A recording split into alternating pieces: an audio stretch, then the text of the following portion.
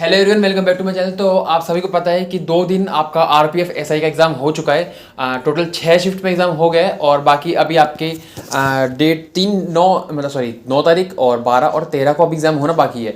तो 3 शिफ्ट तो आपकी 9 की हो गई और 3 12 की और 13 की मुझे कंफर्म नहीं है कि 3 शिफ्ट हैं 2 हैं। तो आपकी 8 9 शिफ्ट ये अभी बची हुई है। तो इसमें काफ़ी बच्चे अभी एग्ज़ाम देने वाले बचे हुए हैं, ठीक है। तो अभी ये बच्चे परेशान बहुत ज़्यादा हैं कि कहाँ से वेटेज आ रही है और कौन से टॉपिक से क्वेश्चन ज़्यादा आ रहे हैं, कौन से टॉपिक इसमें हमें अवॉइड करना चाहिए। 1 मिनट, हाँ, कौन सा टॉपिक अवॉइड करना चाहिए और कौन सा पढ़ना चाहिए, किस पे ज़्यादा फोकस करना चाहिए, कि हमें अगर ये टॉपिक नहीं आता तो हम इस पर ध्यान दें या ना दें। तो बहुत सारे कन्फ्यूज़न लोगों को है और काफ़ी बच्चों को ये नहीं पता चल रहा कि मिक्स क्वेश्चन आ रहे हैं फिर सेक्शनल वाइज आ रहे हैं तीनों टॉपिक, जो तीनों सेक्शन के। तो मैं आपको सारी चीज़ें डिस्कस इसमें वीडियो में कंप्लीट डिटेल में आपको बताने वाला हूँ, क्योंकि मेरा 2 तारीख को पेपर था और पहले शिफ्ट मेरा एग्ज़ाम पड़ा था।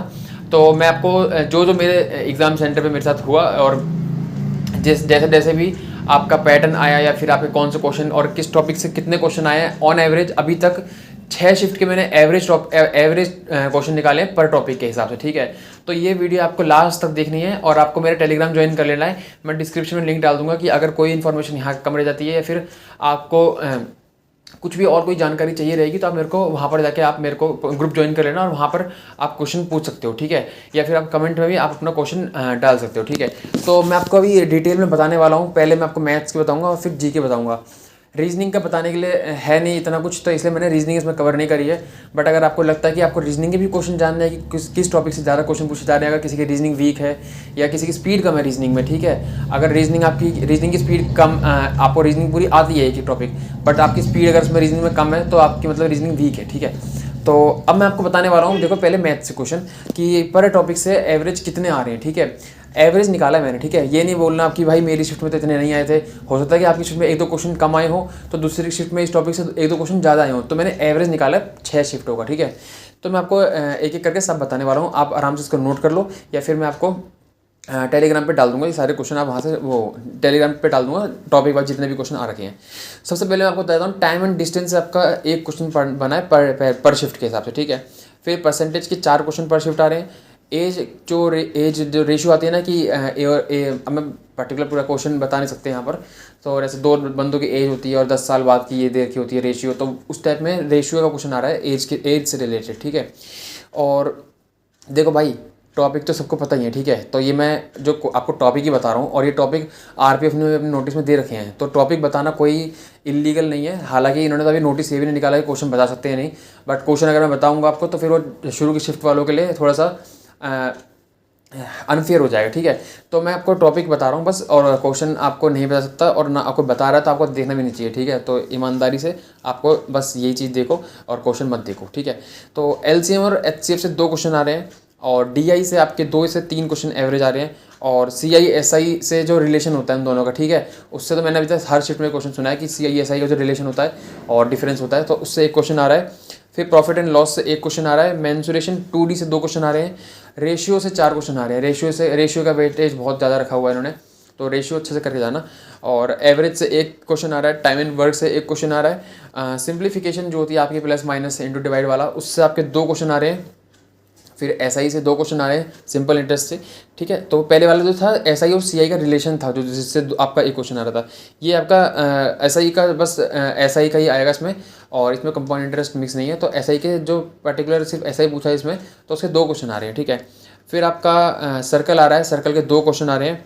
और एज रेशियो के मैंने एक क्वेश्चन बताया था, मैंने बाद में देखा तो एक और पर मतलब कि मैंने देखा तो 2 क्वेश्चन आ रहे थे। तो थोड़ा सा मतलब कि अलग अलग उस पर पैटर्न पे पूछ के कि पहले तो एज से रेशियो से क्या है, पहले से इन्होंने ये पूछा कि क्या नाम है 2 बंदों की एज में इतना डिफरेंस है, फिर प्लस माइनस करके, और एक थोड़ा सा अलग पैटर्न पे था। तो रेशियो से 2 क्वेश्चन आ रहे हैं और वो दोनों क्वेश्चन आपके एज से रिलेटेड ही आ रहे हैं, ठीक है। फिर टाइम स्पीड एंड डिस्टेंस से आपके 2 क्वेश्चन आ रहे हैं और टाइम एंड वर्क से आपका 1 क्वेश्चन आ रहा है। तो ये थी आपकी सारी वेटेज, 35 क्वेश्चन इसमें आपके सारे कवर हो गए।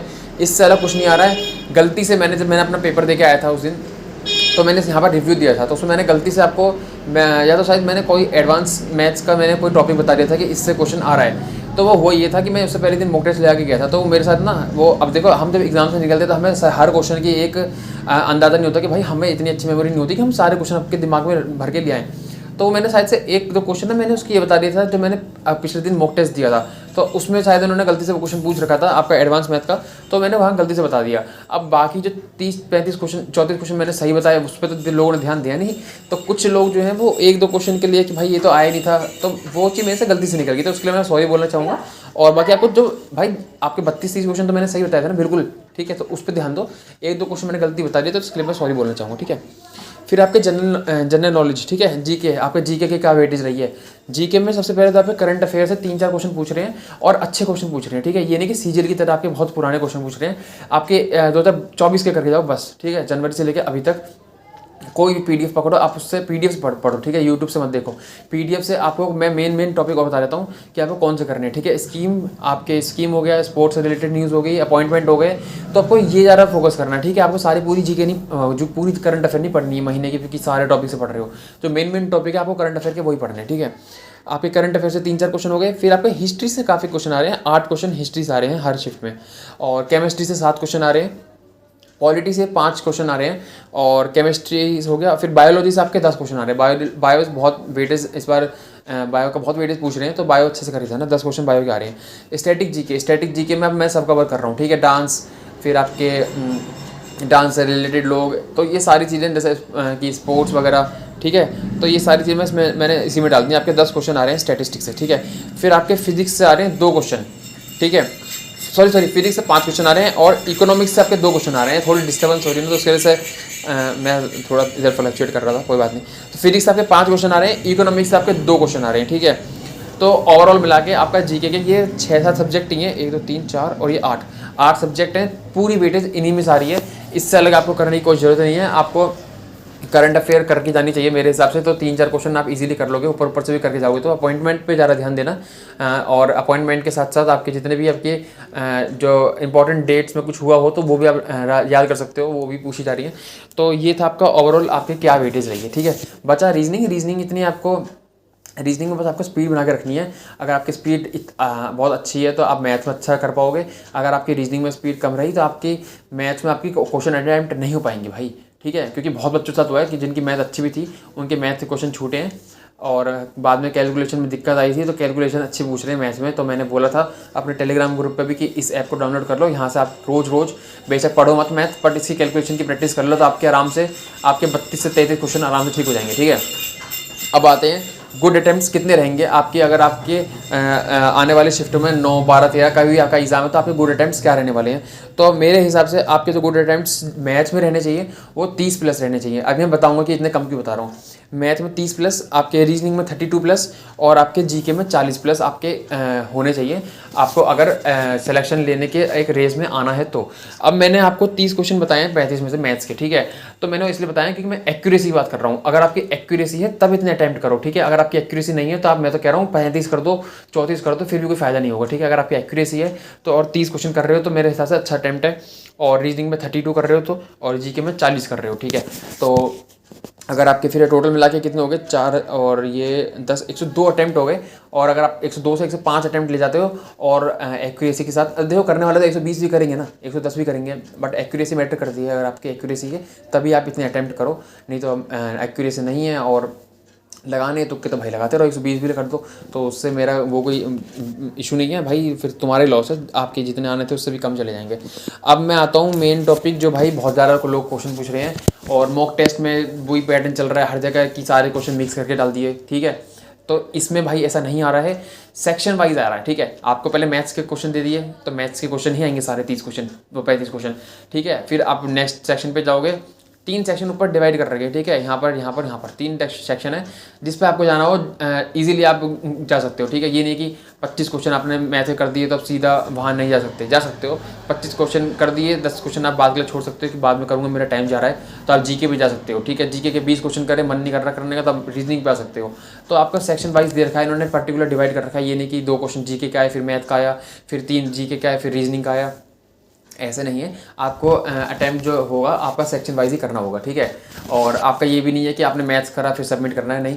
आपका पूरा मतलब कि आपको बहुत ही फ्लेक्सिबल तरीके से आप क्वेश्चंस को अटैम्प्ट कर सकते हो, और कहीं भी कोई भी क्वेश्चन आपको, जैसे मैथ करने के बाद आप सीधा जीके भी जा सकते हो, ठीक है। तो ऐसे कोई इशू नहीं है कि काफ़ी बच्चे बहुत परेशान थे कि भाई कि ऐसा तो नहीं है कि सारे क्वेश्चन ऐसे आ रहे हैं कि 2 क्वेश्चन ऐसे फिर 2 क्वेश्चन ऐसे, क्योंकि मॉक टेस्ट में लोगों ने ऐसे ही बना रखा है, ठीक है। जितने मैं मॉक टेस्ट देख रहा था तो बच्चों के क्वेश्चन बहुत वैलिड था ये क्वेश्चन, और मेरे को लग रहा था कि इसका जवाब देना चाहिए, और काफ़ी लोगों का ही डाउट था।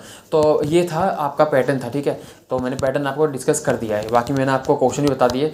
आप अगर इससे सेटिस्फाइड हो भाई तो वीडियो को लाइक जरूर कर देना, और वीडियो पर कमेंट करके बताना आपका कौन से डेट में कौन सी शिफ्ट में है, और अभी आपके मॉक टेस्ट में कितना स्कोर बन रहा है। तो और अगर आपको अब कोई भी डाउट बच रहा है तो आप मेरे को भाई जैसे ही हो, ठीक है, तो मेरे को आप टेलीग्राम पर ज्वाइन कर लो, तो मैं आपको पर्सनली आपको चीज़ें बता दूंगा। बट बहुत बच्चे क्या है फालतू क्वेश्चन करते हैं, तो मैं उनका बिल्कुल मैं कोई रिप्लाई नहीं करता, या फिर मैं कमेंट में भी देखता हूँ तो सेम क्वेश्चन पे लोग क्वेश्चन पूछ रहे हैं, बल्कि मैं किसी ने क्वेश्चन पूछा है, मैंने अगर उसका जवाब दे दिया था, वहाँ से दे सकते हो।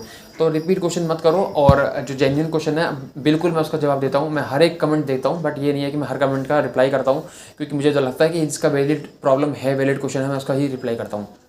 बाकी आपको लेके क्या जाना है वो मैंने पिछली वीडियो में बताया था, मैं वापस रिपीट कर देता हूँ। एक आधार कार्ड और साथ में पैन कार्ड भी लेके चले जाना, अगर आधार कार्ड में फ़ोटो क्लियर नहीं है। एक फ़ोटो कंपलसरी है, सिर्फ एक फ़ोटो, ठीक है, उससे अलग कुछ नहीं। एक फ़ोटो, एक आधार कार्ड और आपका एडमिट कार्ड, ठीक है। एडमिट कार्ड की फ्रंट वाली पहला पेज की फ़ोटो, इससे अलग आपको कुछ लेके नहीं जाना है।